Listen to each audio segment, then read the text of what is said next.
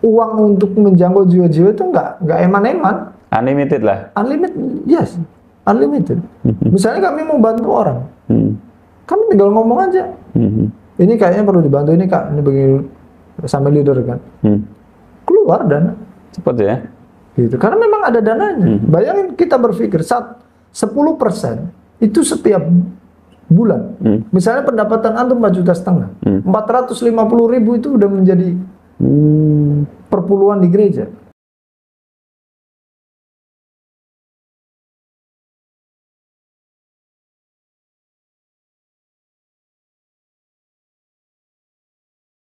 Iya. Dan kalau jemaatnya ada 5.000, tinggal ngalikan. Sedangkan 5.000 itu pendapatannya bukan pendapatan dasar semua. Ada bos-bos yang punya PT, yang punya pabrik. 10% masukin. Nah, 10%-nya masuk di gereja. Yang perpuluhan itu ya. Nah, nanti diatur di situ untuk misi berapa, untuk akomodasi gereja berapa, untuk gaji pendeta berapa. Jadi gitu ya, berapa persen untuk misi, berapa persen untuk orang gereja dan sebagainya. Misi itu harus. Kenapa dikatakan harus? Karena di situ perintah yang utama. Pergi jadikan semua bangsa muridku, itu amanat agung. Amanat agung itu ya. Amanat agung yang sampai sekarang itu ditularkan kepada semua umat.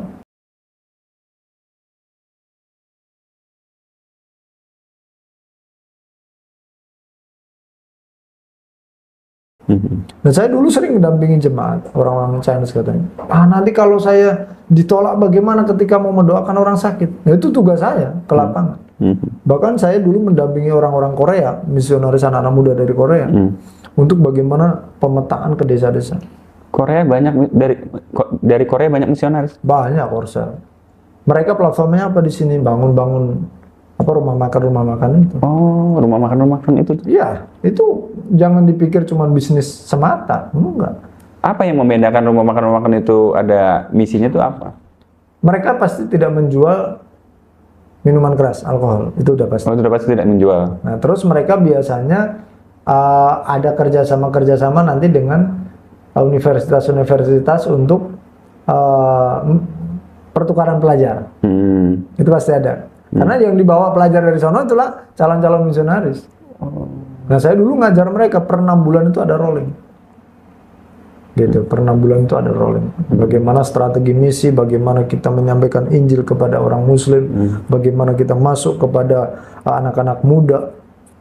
Gitu. Dan itu memang dulu pekerjaan saya, mengajar itu gitu. Bahkan di Malaysia yang begitu sulit pun saya dicemplunginya di sana. Ditugaskan di sana. Daerah Seremban itu paling susah. Padahal saya sampai sekarang hilang. Padahal kan Malaysia itu kuat gitu ya, Melayunya tuh keislamannya. Tetap jebol.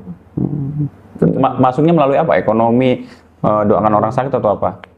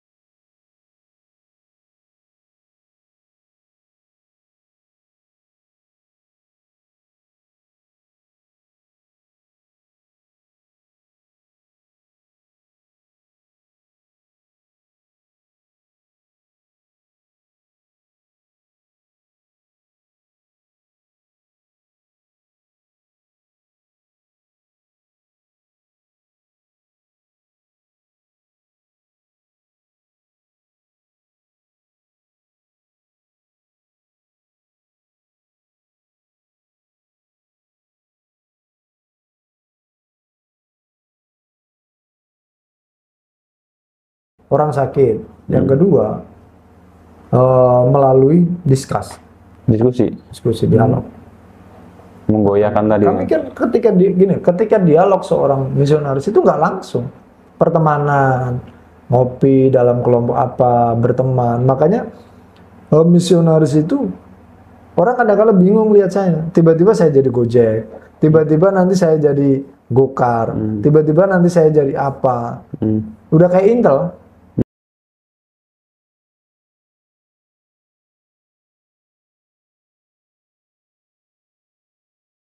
Intel itu di mana-mana ada. Dan penyamaran-penyamaran yang mereka lakukan harus bisa kontekstual. Gitu. Kalau di Gojek itu kenapa? Kan banyak orang nongkrong tiap hari. Enak ya ngajak ngobrolnya. Kita ngobrolnya kan enak, berteman, ngobrol. Ya udah, lari-larinya eksekusinya ke sana. Gitu. Jadi semua hal bisa kita pakai waktu itu.